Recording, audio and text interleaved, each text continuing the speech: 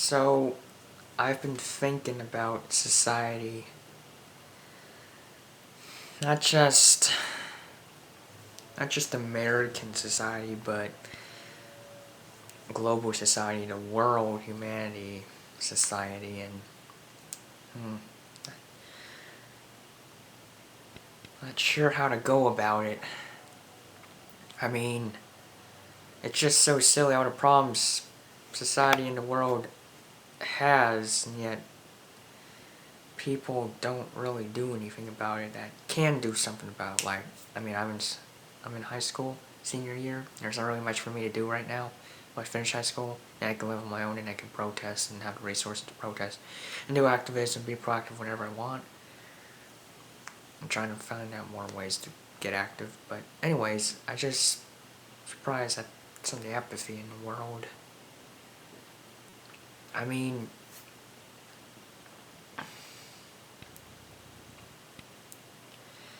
seems like society just likes to sleep things right under the rug.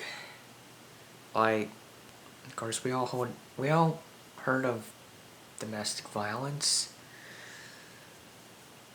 and people acknowledge it to a degree, but not enough, because when people think of domestic violence, they only think of the husband and the wife. They don't think of the wife and the husband. But role reversal, gender reversal happens sometimes, and it does happen.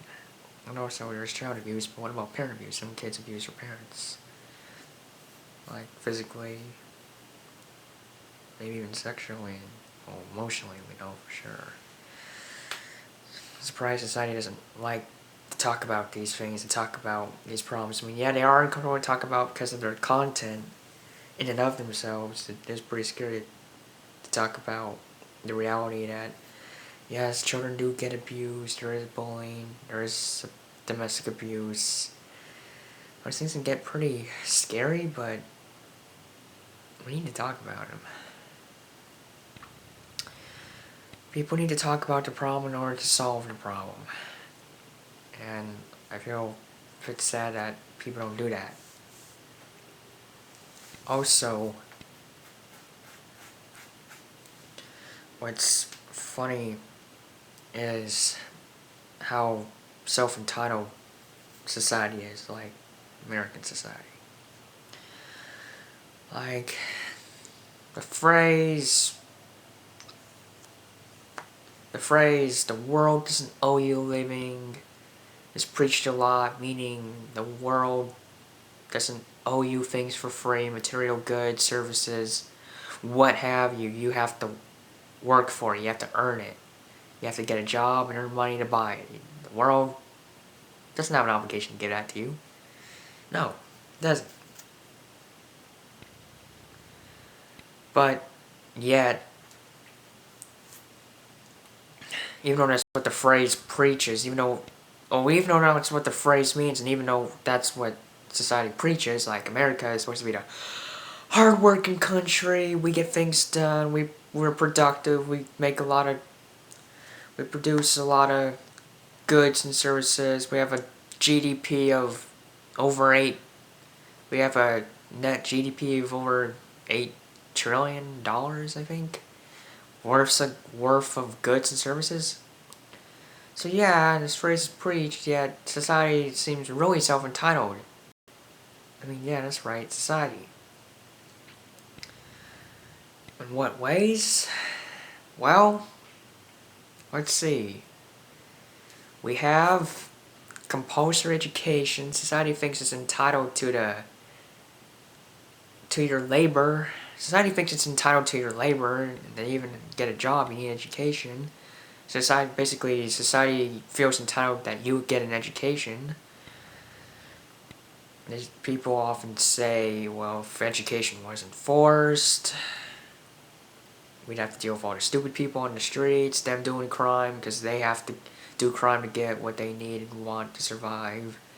Or what they need to survive and what they want. They need to do crime to get material goods and services and shit. And that if you have an uneducated workforce, you won't have as many goods and services being produced. And, well, that's just downright selfish to me to have that. But anyways, Number 2, jury duty. Yes, that's right. You have to work for the court system in this country. If you get a summons for jury duty, piece of paper in the mail that, hey, you gotta appear from court, and they decide whether to select you or not. You have to do that. You know, I think there was the Third Amendment, right to a trial by jury. Well, I don't think that's a right to make other people who don't want to do it. I mean, get someone who does want to do it, not someone who doesn't. But anyways, moving on. 3, military draft. Right now, a draft is not into effect, but the U.S. government still has the power to draft its citizens into the military. Which isn't good, and people's argument for that is that, well, you live in this country, you have to serve it. And I think that's just a bunch of baloney, because, well, the government's battles with foreign countries or foreign powers, that's not, it doesn't involve you. That's not your that's not your problem. I mean, I'm not, what I mean by not your problem is, that's not what you caused, that's not what you're a part of. You shouldn't have to deal with that just because you live in this country and you have to serve it. I mean,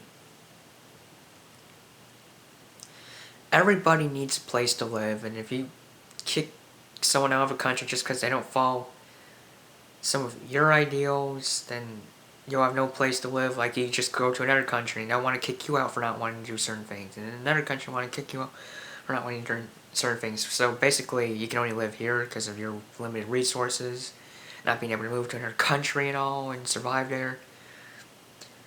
So basically, you're saying, if I can't live here, I can't live anywhere, and if you can't live anywhere, you can't exist. Which I just think is downright wrong. I think people should be allowed. I think people should be allowed to live in a country not because they need to follow its rules and contribute to it, but because they just simply need a place to live. That's what I feel. Anyways, another freedom that you don't quite have in this country is freedom from the press. So you have freedom of the press, but do you have freedom from it? You know, do you have protections against the press invading your personal lives? And the answer is no, you don't. You don't have freedom from the press. If you do some petty crime that isn't all that important to know about, that you'd rather the public not know, or a petty incident like you left your baby in the car in an accident, you don't get to keep that private. The press can report it. They can get your name, and they can get your face from the police mugshot, and they can report it for all eyes to see that you're an irresponsible parent that left their baby in the car. And when you serve your time, serve your punishment, people on the street can harass you for letting your baby out of the car, or leaving your baby in the car, and say, how could you do that? You don't deserve to have kids. You know, they can say something like that and harass you. And it's a great embarrassment. And then, yeah, I know the First Amendment says freedom of the press, but why would you have the freedom to invade someone's privacy? I think if you leave your baby in the car, that's just between you, the baby, Child Protective Services, and the police. That's y'all's business. That's not society's business. Society doesn't need to know about this. But America feels entitled to the mishaps of people to be reported, and that's wrong. What's another thing?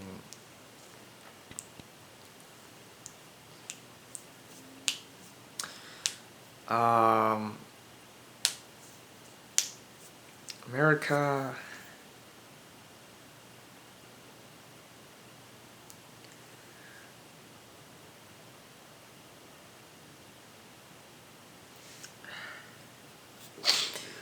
America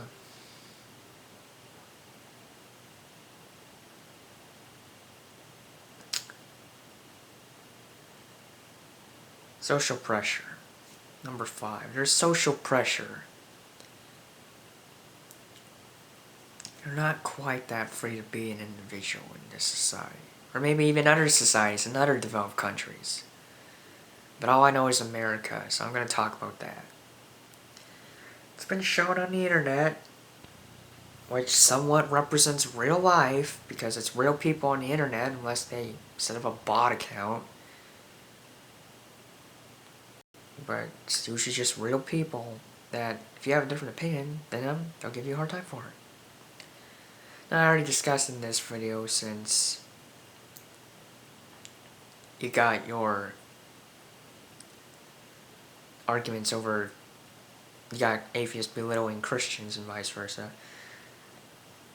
People can't really tolerate you being a Christian or you being an atheist, but also people can't really tolerate you having certain viewpoints. Like if you think, or even certain guilty feelings, like if you want to confess to someone that you're angry at disabled people for being disabled and you think they're a weight on society and that they don't deserve to live and stuff, you can't confess that to someone without being reprimanded by them. Like they'll yell at you and say, "How could you say that about people? How can you even think that? Fuck you, I'm not talking to you anymore," you know? A close friend, yes, you can confess if you have a potentially selfish, evil emotion, thought, feeling, idea. So people in general get very mad at you if you say that. Or if you happen to criticize, I already mentioned this before in this video, but if you manage to criticize that people hate on Hitler too much, hate on Hitler basically, people get angry. It's like, he killed 7 million Jews. How could you not think people should hate on him? You know, people give you a hard time for you just mentioning your honest opinion. And I don't like that. There's all this social pressure crap. Like, people can make fun of you for being fat. People can make fun of you for being gay. People can make fun of you for this and that. There's rules that our government can't harm you and violate your rights, but there's not really a rule society can do that. I mean, yes, people can't kill you and can't murder you and can't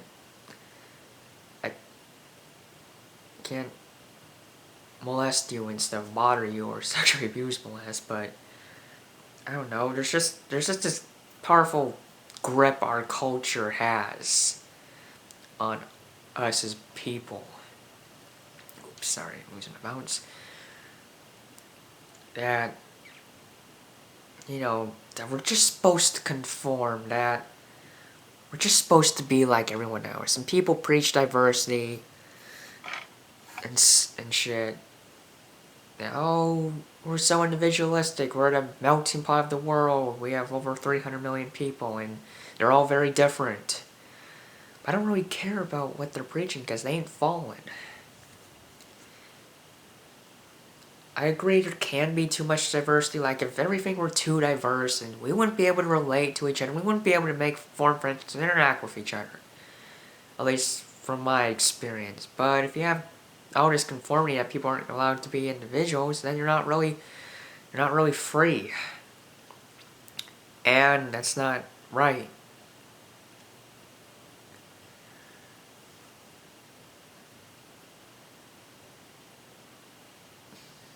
So the whole 2 subjects you're not supposed to talk about. You got your religion and you got your politics. And then maybe if you want, you can add in you shouldn't talk about race or sex. Stuff like that. But people mainly mention the first 2 subjects. But anyways, if this country's so free, if it's so tolerant, then why can't you talk about those 2 subjects publicly? I mean, you can be diplomatic and well-mannered and kind all you want, and it's not going to do a thing. People are still going to get mad at you and treat you badly for giving a viewpoint on politics a religion that they disagree with. So you have nobody to talk to about that stuff but someone who's close to you, your family, your friends, just somebody that's not going to give you a hard time for that. Well, I think that needs to change. I mean, this is a developed country. We have a high GDP. We're behind in education, but at least we got an education system.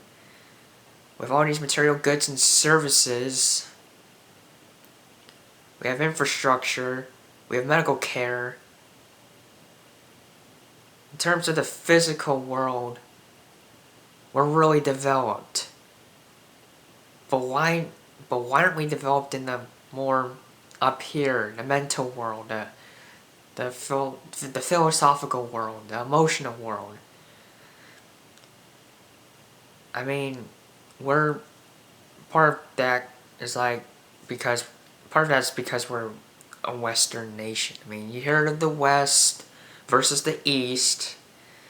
You have the Western culture, which is often associated and even preoccupied with physical achievements. I mean, hey, you got your science, you got your medicine, you got your developments, you got that. Whereas the Eastern world is associated with and even preoccupied with the mental world. What can your mind do? What is it with your mind? You got a lot of religion in the Eastern world. You got a lot of philosophy. You got a lot of talk. You got a lot of art. So I'm thinking, why can't they kind of meet? Why can't the East have a lot of the West and the West have a lot of the East, you know? There's not a balance, because the East isn't exactly that free, because you got the Middle East, and, you know, it's a hellhole there. I mean, you know, there's fight over civil unrest, and economic unrest, and political unrest, and all that shit. The East is a bit underdeveloped. Well, I gotta look at it this way. The West needs more mental development, and the East needs more physical development. They could just kind of maybe swap some of each, or maybe just get some of each, you know.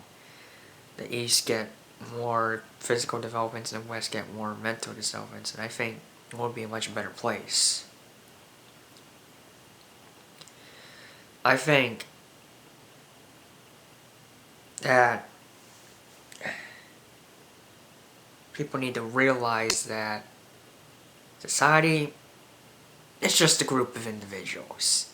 An individual is a basic building block of society.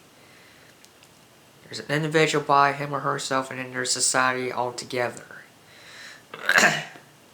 People need to realize they don't gain any rights by joining society, but you don't lose any rights. You don't have the right to control someone just because they're in a social group, it's a society. You have to realize that they're just individuals that share a certain goal, a common goal. There is no individual versus social rights, because they're one and the same. You don't have more rights just because you're in a collective to take over individuals' lives, to make people give up their land for a government project. Like, yeah, there's this, I forget what it's called, but the government can take away your land, your property, as long as they compensate you for it. As long as they find a public purpose for it. They can take away your land to do a project. Like, there's an oil pipeline they want to build, Canadian Transatlantic, they want to build this pipeline. It goes through this oil pipeline, I think it goes through Texas, and it involves getting rid of someone's property, and I don't like that. People have a right to the property they earn it. Why should the government need it now, you know?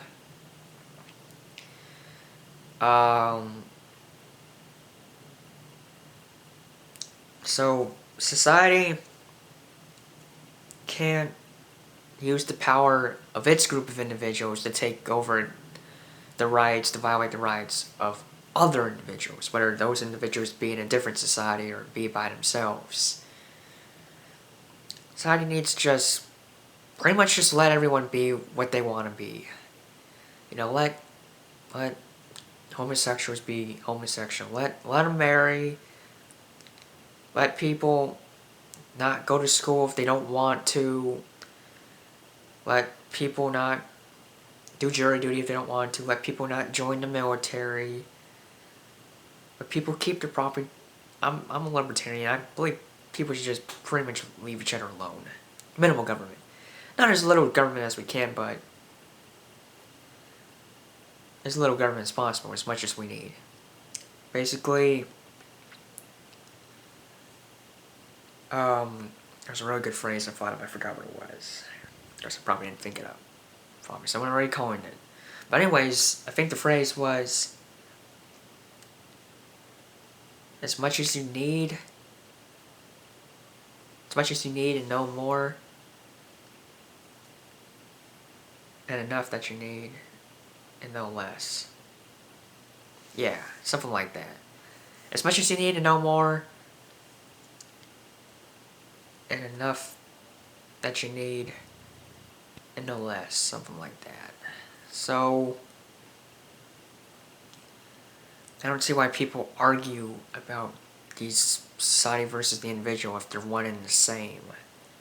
You can't have a society without an individual. You can have an individual without society, but, you know, it's just silly. You know, you can cry. It's for the greater good.